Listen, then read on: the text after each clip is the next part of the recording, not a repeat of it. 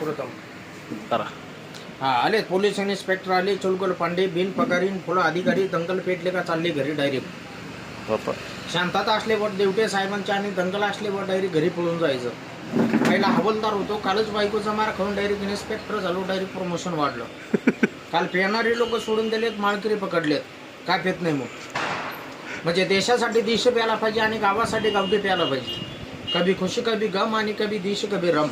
35 जिल्ह्याच्या पलीकडे आपलं पोलीस स्टेशन वैतकवाडी पोलीस स्टेशन तालुका ढेकळवाडी जिल्हा संडासवाडी.